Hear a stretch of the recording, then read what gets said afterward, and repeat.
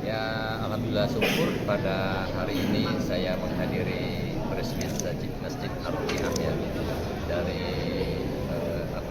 yang memberikan hibah dari Pak Rutin Triadi ke pimpinan cabang Muhammadiyah Kota Palembang. Pertama dengan harapan semoga masjid ini bisa makmur dan menjadi syiar kita, syiar dakwah. Tidak hanya membahas masalah peribadatan